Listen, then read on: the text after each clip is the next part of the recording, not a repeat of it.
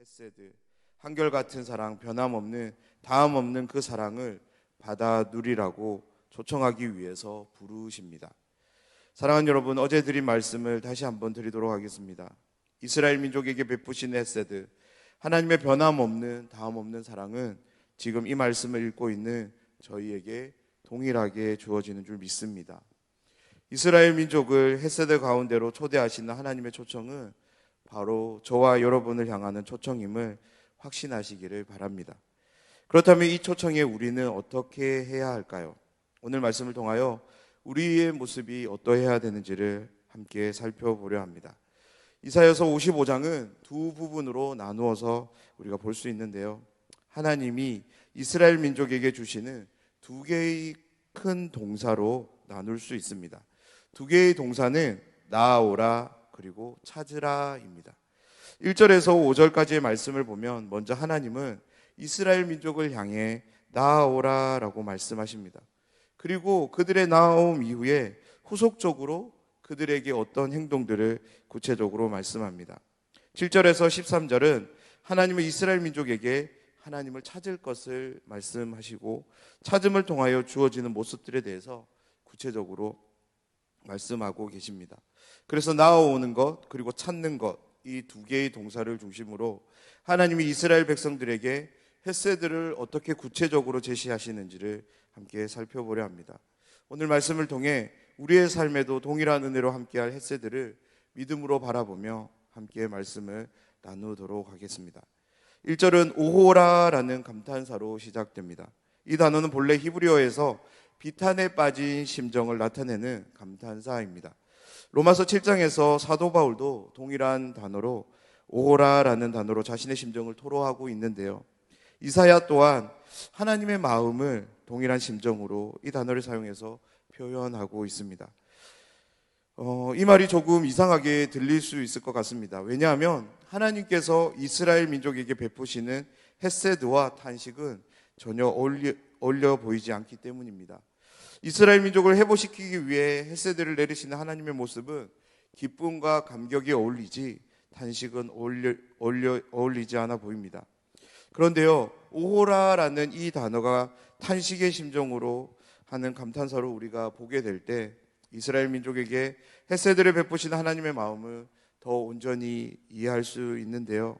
왜 그렇냐면 이스라엘 민족을 향하는 헤세드의 시작은 긍휼에서 시작되기 때문입니다. 신약에서 예수님 역시 굶주림으로 탈진한 심령들을 보실 때 창자가 끊어질 것과 같은 그런 비통함을 느끼시고 긍휼을 베푸시는 것을 우리는 보게 됩니다. 마찬가지로 자녀가 없는 여인, 공고하며 광풍에 요동하여 평안을 잃은 이스라엘 민족을 바라보시는 하나님의 헤세드는 바로 이 비통함, 애통함에서 비롯되기 때문입니다. 하나님이 내리시는 헤세드를 이스라엘 민족이 온전히 받아 누렸다면 그들은 자식들의 번성을 이루었을 것이고요. 그 나라에는 소출의 풍성함을 통하여서 삶의 윤택함이 있었을 겁니다. 그 어떤 나라도 이스라엘 민족을 흔들 수 없었기에 그로 인해 이스라엘이라는 나라에는 언제나 샬롬, 평강이 함께하는 그런 땅이 되었을 겁니다. 하나님의 마음과 생각과 달리 이스라엘은 우상 숭배를 하게 되었고 그 결과로 하나님의 헤세드와는 전혀 무관한 삶을 살게 된 것입니다. 그런 이스라엘 민족을 바라보는 하나님의 마음은 어떠실까요? 이제 그들을 회복시킬 것을 결심하고 그들에게 말씀하시는 하나님은 오호라라는 이 말에 슬픔을 담아 그들을 부르고 계십니다. 1절 말씀을 다시 한번 제가 읽어드리겠습니다. 오호라 너희 목마른 자들아 물로 나오라 돈 없는 자도 오라 너희는 와서 사 먹되 돈 없이 값 없이 와서 포도주와 젖을 사라. 아멘. 하나님은 먼저 이스라엘 민족을 물로 나오라고 요청하십니다. 하나님께서 이스라엘 민족을 물로 초청하신 이유는 그들이 목마른 자가 되었기 때문인데요. 물은 우리가 잘 알듯이 사람이 살아가는 데 있어서 가장 필수적인 요소입니다. 이사야 역시 이런 점을 착안해서 물을 하나님이 계신 곳으로 다시 말해서 우리 영혼의 근원 되시는 우리 생명의 근원 되시는 하나님, 그 하나님을 상징하는 말로 이사야서에서 기록하고 있는데요. 오늘 이 말씀 역시 하나님께로 나오라라는 말씀인 것입니다. 이런 맥락에서 목마른 자들은 그냥 단순히 물을 마시지 못해서 갈증이 난 심령을 말하는 것이 아니라 하나님이 없는 상태를 의미하는 것입니다. 우상 숭배에 빠져 하나님을 떠난 이스라엘 민족을 다시금 큰 긍휼로 모으고 계신데요. 그리고 그들에게 아무런 비용 지불 없이 포도주와 젖을 사라고 말씀합니다. 다음에 나오는 2절의 말씀을 우리가 이해하며 왜 하나님이 이런 말씀을 하셨는지를 우리 자세하게 알게 되는데요. 2절 말씀을 한번 읽어드리겠습니다. 너희가 어찌하여 양식이 아닌 것을 위하여 은을 달아주며 배부르게 하지 못할 것을 위하여 수고하느냐. 내게 듣고 들을지어다. 그리하면 너희가 좋은 것을 먹을 것이며 너희 자신들이 기름진 것으로 즐거움을 얻으리라. 2절 말씀은 다름 아닌 이스라엘 민족이 우상 숭배에 빠진 것을 폭로하는 내용입니다. 이스라엘 민족이 아무런 양식의 소출을 제공하지 못하는, 그로 인해 이스라엘 민족들에게 배부름을 주지 못하는 우상들에게 그들은 은을 달아줬고 은을 달아주었고 그들의 수고를 우상들에게 드린 것입니다. 우상에게 은을 달아주며 수고를 감내했던 이스라엘 민족은 분명 자신의 나라의 안녕과 번영을, 풍요를 바랬을 것입니다. 하지만 그들은 그들의 바람과는 전혀 다른 결과를 얻게 되는데요. 하나님마저도 저버리는 참혹한 결과를 마주하게 됩니다. 그런 이스라엘을 향하여 하나님은 내게 듣고 들을지어다 라고, 듣고 들을지어다 같은 단어를 동시에 사용하면서 하나님의 말씀을 들을 것을 강조하고 있는데요. 하나님이 왜 이렇게 자신의 말씀을 듣기를 원하시냐면, 하나님은 너희들이 섬겼던 우상과 달리 너희에게 좋은 것을 먹게 할 것이기 때문에 그렇습니다. 기름진 것으로 즐거움을 얻게 하기 위해서 하나님은 자신의 말씀을 들을 것을 강조해서 말하고 있습니다.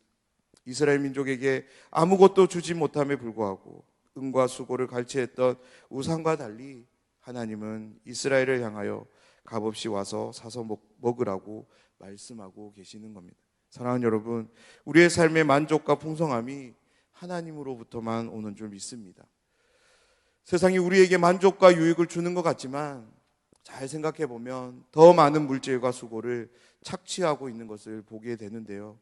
왜냐하면 이 세상은 우리 신자들이 만족을 누리고 잘 되기를 원치 않기 때문입니다. 오직 하나님 안에서 우리 영혼의 만족이 있는 줄 믿습니다. 오직 하나님 안에서 우리는 그 만족을 누려야 할 것입니다. 그러면 어떻게 하나님 안에서 우리는 만족을 누릴 수 있을까요? 오늘 말씀은 하나님께 나아가라 라고 말씀합니다. 3절에 보면 하나님께 나아갈 때 한 가지를 전제로 말씀하는데요. 귀를 기울이고 라고 말씀합니다. 한글 성경으로는 조금 불분명하지만 이 말씀은 명령문으로 쓰여졌습니다. 하나님께 나아갈 때 귀를 기울일 것을 명령하고 있습니다. 그렇다면 왜 귀를 기울이라고 말씀하실까요? 왜냐하면 하나님의 말씀이 계신 곳에, 그곳에 하나님이 함께 하시기 때문입니다. 하나님의 말씀을 들음으로 하나님께로 나아갈 수 있기에 하나님은 이스라엘 민족에게 귀를 기울이라고 말씀합니다. 사랑하는 여러분, 지금도 이 원리는 동일하게 우리와 함께합니다. 우리가 어떻게 하나님께로 나아갈 수 있을까요? 환상을 통해서, 꿈을 통해서 하나님께로 나아갈 수 있을까요? 결코 그렇지 않습니다.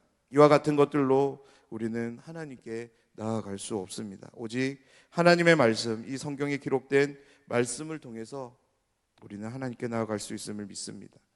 하나님의 방법은 변하지 않습니다. 갑자기 생겨나지 않고요. 처음부터 지금까지, 아니 영원토록 이 방법은 변하지 않을 것입니다. 귀를 기울여 하나님께로 나와 말씀을 듣게 될 때 우리는 하나님을 만나게 될 것입니다. 성경은 그 하나님께 귀를 기울였을 때 한 가지 결과에 대해서 말하는데요. 그들의 영혼이 살아날 것이라고 말씀합니다. 그리고 또 한 가지 약속을 주십니다.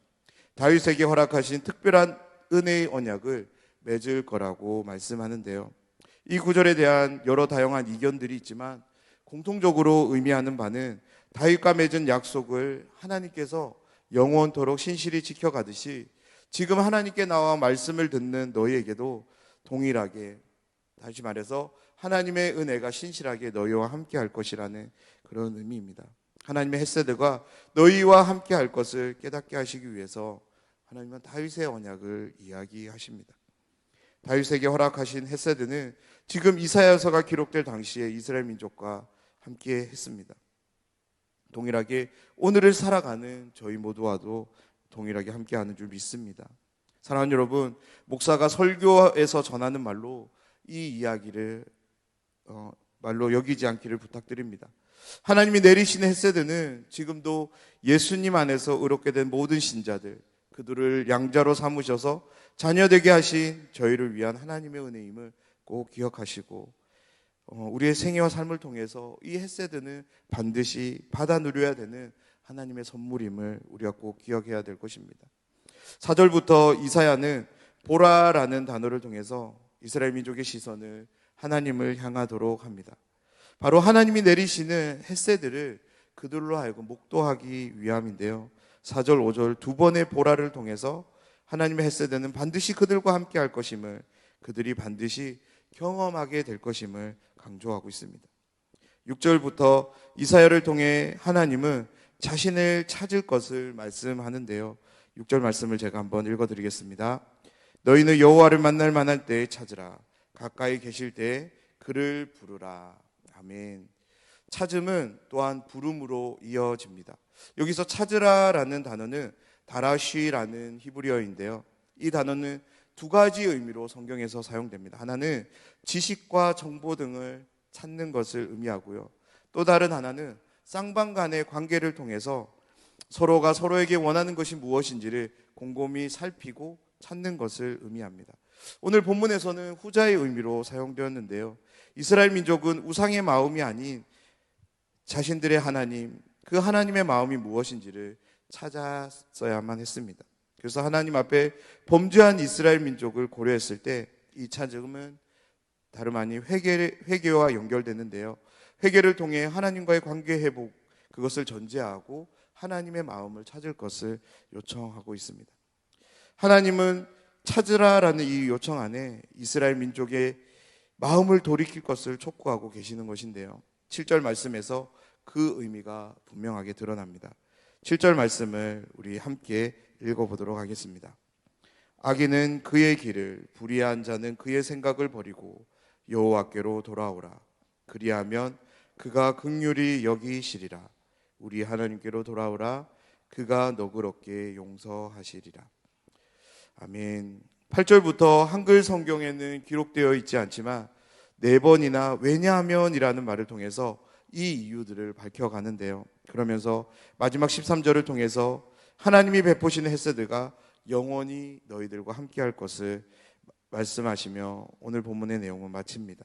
사랑하는 여러분, 하나님의 헤세드는 영원히 우리와 함께함을 믿습니다.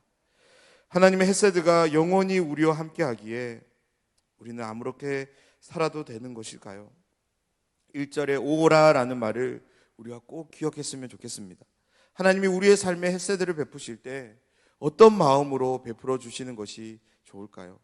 기뻐하시며 감격하며 베푸실 때 저희도 좋지 않을까요? 아니면 오늘 말씀처럼 우리의 삶을 보시고 애통 가운데 탄식하며 우리를 부르시고 그 헤세드를 베푸셔야 할까요? 사랑하는 여러분, 우리들의 삶이 하나님께서 기뻐하며 즐거워하는 가운데 헤세드를 베푸실 수 있는 삶이 되면 좋겠습니다. 어떻게 해야 그런 삶을 살아갈 수 있을까요? 우리의 귀를 기울여 하나님의 말씀을 들어야 될 줄 믿습니다. 들려진 그 말씀을 내 삶의 기준으로 삼고 살아가야 될 것입니다. 내 생각대로 말씀을 이용하는 것이 아니라 말씀이 내 생각을 이용하도록 해야 할 것입니다. 그런 삶을 살아가게 된다면 하나님의 헤세드는 기쁨 가운데 우리의 삶에 주어질 줄 믿습니다. 오늘이 그런 생애와 삶을 여는 그런 하루가 되기를 주님의 이름으로 축원합니다. 함께